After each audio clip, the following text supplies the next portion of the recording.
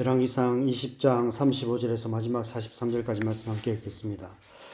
선지자의 무리 중 한 사람이 여호와의 말씀을 그의 친구에게 이르되 너는 나를 치라 하였더니 그 사람이 치기를 싫어하는지라.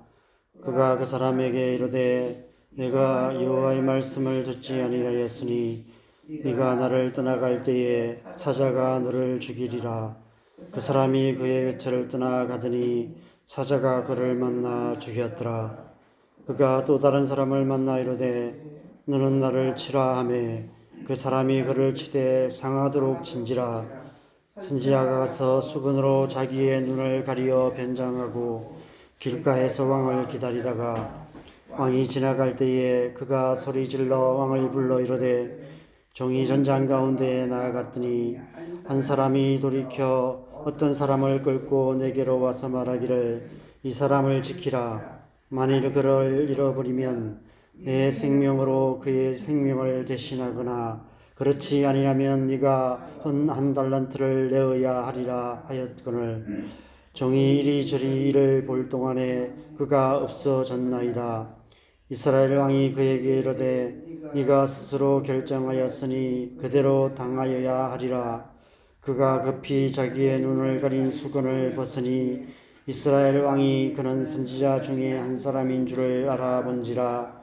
그가 왕께 이르되 여호와의 말씀이 내가 멸하기로 작정한 사람을 네 손으로 놓았은즉 네 목숨은 그의 목숨을 대신하고 네 백성은 그의 백성을 대신하리라 하셨나이다. 이스라엘 왕이 근심하고 답답하여 그의 왕궁으로 돌아가려고 사마리아에 이르니라. 아멘. 어제 말씀에 이어서 오늘 말씀에 또 다른 이름 없는 선지자가 등장합니다. 선지자 무리 중 한 사람으로 표현하고 있는 것을 보면 어제 등장한 그 선지자가 아닌 다른 선지자가 아니었을까 싶습니다. 35절에 그 선지자가 친구에게 자기를 치라라고 말합니다. 아마 그 친구도 선지자 중 한 사람이었을 것입니다. 그런데 그 친구 선지자는 치기를 거부했습니다. 당연한 반응입니다. 요즘 우리나라에 아무 이유도 없이 지나가는 사람을 폭행하는 묻지마 폭행 사건도 많이 일어나고 학교 폭력 사건도 많이 일어나고 있습니다. 아무 이유 없이 사람을 때리는 것은 상식적이지 않을 뿐 아니라 설령 그럴 만한 이유가 있다 하더라도 폭력을 행사하는 일은 정당화될 수 없습니다. 그런데 오늘 말씀에 보면 그것이 하나님의 명령이었다고 말씀합니다. 하나님께서 친구를 치라라고 명하셨다는 것입니다. 하나님께서 상식적으로 도무지 이해되지 않는 말씀을 하신 것입니다.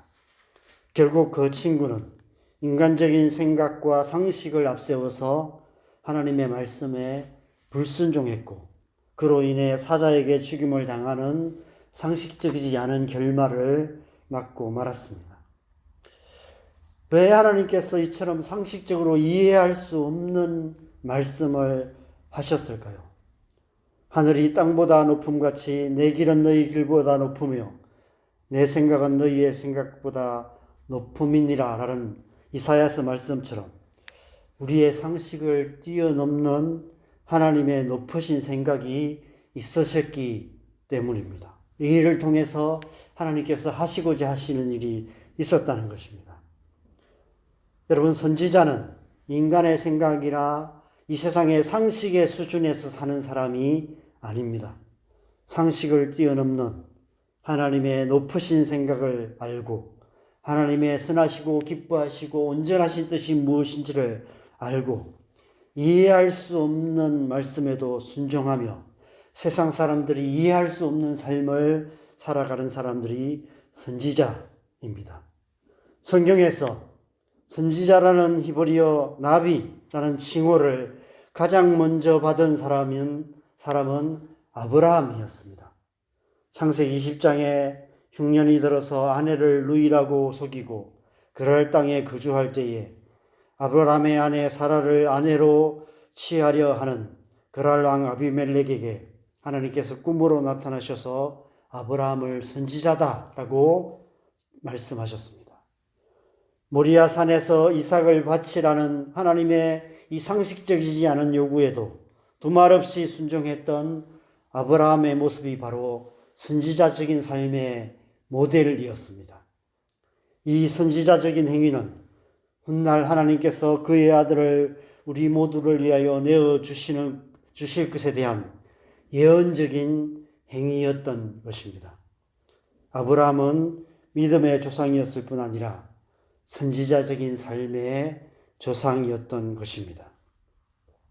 여러분, 그리스도인다운 삶이란 아브라함처럼 믿음의 삶을 살아갈 뿐 아니라 상식의 수준을 뛰어넘는 선지자적인 삶을 살아가는 것을 의미합니다. 인간의 생각과 상식을 뛰어넘는 하나님의 말씀으로 사는 삶, 그런 삶을 살아가는 사람이 그리스도인들인 것입니다. 그래서 우리 모든 그리스도인들은 다 선지자라고, 이 시대의 선지자라고 말할 수 있습니다. 왜냐하면 우리 모든 그리스도인들은 영적인 아브라함의 자손이기 때문에 그렇습니다. 그렇다면 왜 하나님께서 갑자기 무명의 선지자에게 이런 상식적이지 않은 일을 하게 하셨습니까? 분명 앞의 사건인 아합이 아람 왕 베나닷을 살려 보낸 것과 관계가 있을 것입니다. 어제 말씀에서 아합이 전쟁에서 패하여 목숨을 구걸하는 아람 왕 베나닷을 불쌍히 여겨서 살려주며 화친의 조약을 맺은 모습을 우리가 함께 묵상했습니다. 그 일은 인간적인 관점에서나 인도주의적인 입장에서나 상식의 수준에서 생각하면 오히려 칭송받을 만한 일입니다. 인간의 생각이나 상식의 수준에서 아무런 문제가 될 것이 없는 일이었습니다.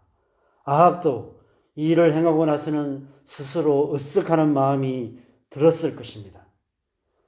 백성들도 잘했다라고 칭송했을 것입니다.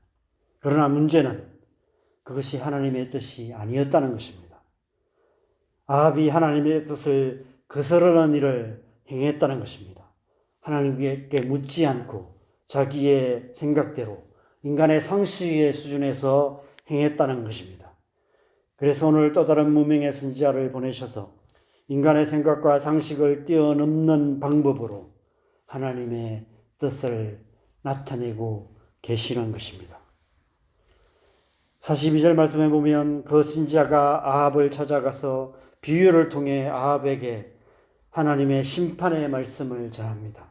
여호와의 말씀이 내가 멸하기로 작정한 사람을 네 손으로 놓았은즉 네 목숨은 그의 목숨을 대신하고 네 백성은 그의 백성을 대신하리라 하셨나이다. 아합이 의도적으로 하나님의 말씀을 거슬러 행한 것은 아니었을 것입니다. 그러나 하나님의 뜻을 묻지 않고 자기의 생각, 자기의 경험, 인간의 상식의 수준에서 자기 마음대로 그를 놓아주므로 결과적으로 하나님의 뜻을 거스르고 만 것입니다. 여러분, 사실 우리가 하나님의 말씀에 의도적으로 불순종하는 경우는 많지 않습니다. 물론 명백하게 죄인 줄 알면서도 죄의 유혹에 넘어지는 때도 많이 있습니다. 그러나 많은 경우 하나님의 말씀보다 우리의 생각을 앞세우고 합리적이고 상식적인 수준에서 살아감으로 하나님의 뜻을 거슬러 행하는 우리의 삶의 모습을 많이 보게 됩니다. 아합 역시 마찬가지였습니다. 갈멜산 사건 이전의 아합은 그것이 죄인 줄 알면서도 죄의 유혹에 넘어가 우상을 숭배하는 악한 왕으로 살 수밖에 없었습니다. 그런데 갈멜산 사건 이후에 아합은 좀 많이 달라졌던 것 같습니다. 오늘 수건으로 얼굴을 가렸던 그 선지자가 그 수건을 벗었을 때 그가 선지자 중에 한 사람인 줄 알아봤다고 말합니다. 아마 그 이후에 선지자들과 많이 교제하면서 어떻게 하나님의 뜻대로 살아갈 것인가라고 많이 고민하면서 그렇게 살았지 않았을까 추측해 볼 수 있습니다. 그런데 이번에는 하나님의 말씀보다 자신의 생각을 따라 행함으로 결국 또 하나님의 뜻을 거스르는 삶을 살고 만 것입니다. 그래서 결국 하나님의 선지자로부터 심판의 말씀을 들을 수밖에 없었습니다. 이게 끝일까요? 아합에게 이제 더 이상 소망이 없을까요? 더 이상 살 길이 없었을까요? 저는 그렇지 않았다고 생각합니다. 이 말씀을 묵상하면서 이와 비슷한 사건이 다윗의 이야기 속에도 있었다는 사실이 생각이 났습니다. 다윗이 우리아의 아내 밧세바와 불륜을 저지르고 우리아를 전쟁에서 죽게 만든 후에 밧세바를 자기의 아내로 삼아 아무 일 없었다는 듯이 잘 살아가고 있었습니다. 그때 하나님께서 선지자 나단을 보내셔서 오늘 무명의 선지자가 아합에게 한 것처럼 비유를 통해 그의 죄를 빛 가운데 드러내셨습니다. 그 비유를 듣고 다윗도 오늘 아합과 똑같이 반응합니다. 그리고 결국 그 비유가 바로 자신을 가리키는 비유라는 사실을 깨닫게 되었습니다. 하나님 앞에 자신의 죄가 밝히 드러나게 된 것입니다. 여기까지는 다윗과 아합이 똑같았습니다. 그런데 그 이후에 두 사람의 반응은 전혀 달랐습니다. 다윗은 자신의 죄를 자백하고 통회하며 그 마음을 하나님께로 돌이켰습니다. 그는 하나님 앞에서 철저하게 회개했습니다. 그런데 아합은 그렇지 않았습니다. 오늘 마지막 43절 말씀을 보면 이스라엘 왕이 근심하고 답답하여 그의 왕궁으로 돌아가려고 사마리아에 이르니라 라고 말씀하고 있습니다. 자복하고 회개하는 마음으로 하나님께로 돌아선 것이 아니라 근심하고 답답해하는 마음으로 후회하고 실패감과 죄책감에 사로잡혀서 자기의 왕국으로 돌아갔다라고 말씀하고 있습니다. 아직도 길은 있었습니다. 그 길은 언제나 거기에 있었습니다. 그 길은 회개의 길이었습니다.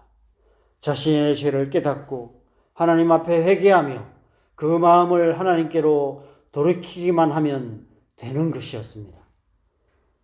그래서 하나님께서 다윗에게 선지자를 보내신 것처럼 아합에게도 선지자를 보내신 것입니다. 선지자를 통해 주신 그 하나님의 말씀을 듣고 다윗처럼 중심으로 회개하며 하나님께로 돌이키기를 하나님께서 원하셨던 것입니다. 만약 그랬더라면 아합의 다음 이야기는 전혀 다른 이야기가 되었을 것입니다. 그런데 아합은 그렇게 하지 않았습니다. 회개의 길을 가지 않고 자기의 길을, 자기의 왕궁으로 되돌아가 버렸습니다. 끝까지 하나님이 원하시는 길이 아닌 자기의 길을 가버린 것입니다. 아합의 다음 이야기가 어떻게 전개될까요? 다음 페이지를 안 넘겨봐도 뻔합니다. 오늘 선지자를 통해 선포된 하나님의 심판의 말씀이 이루어지는 이야기가 기다리고 있을 것입니다.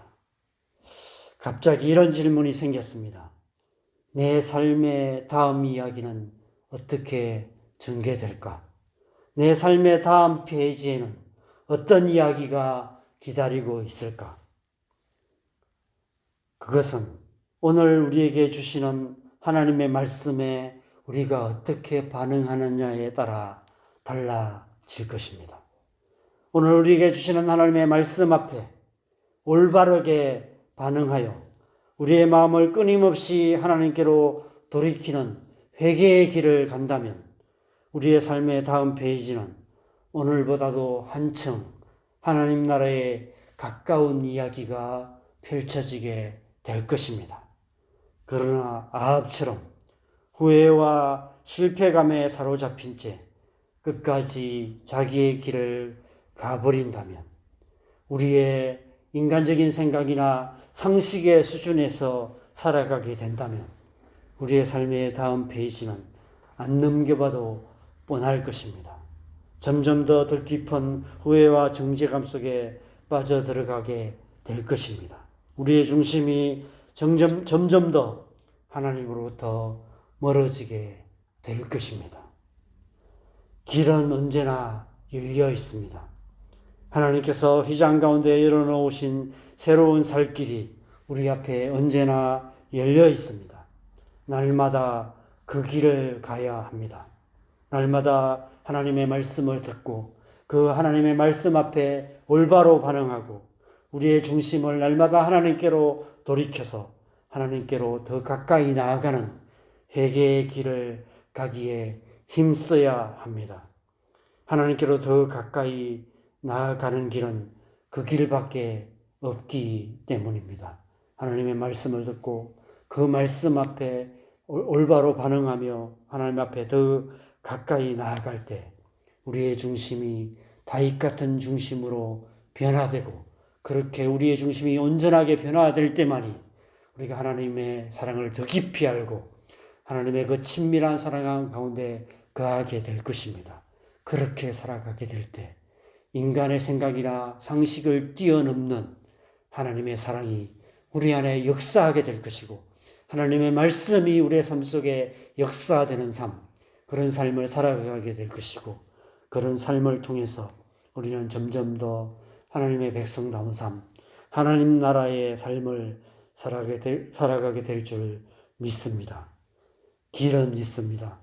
다윗 같은 온전한 중심에 이르는 길, 하나님께로 더 가까이 나아가는 길, 하나님의 친밀한 사랑 안으로 더 깊이 들어가는 길, 그 길은 언제나 열려 있습니다.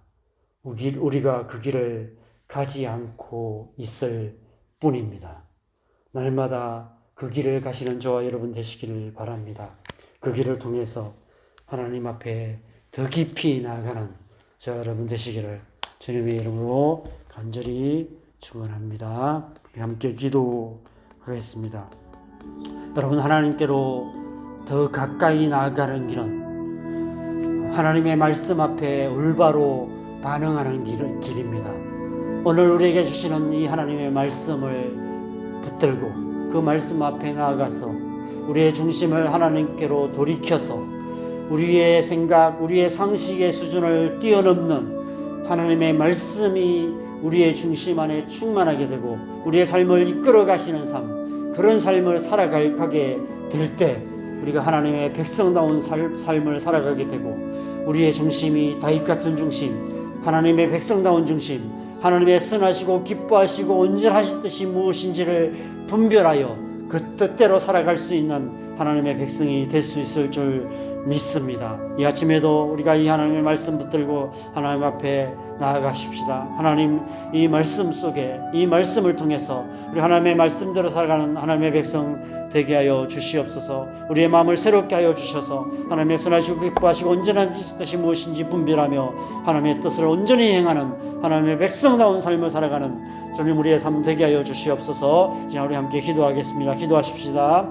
하나님 아버지, 우리가 하나님의 백성으로 하나님의 백성답게 살아가기를 원합니다.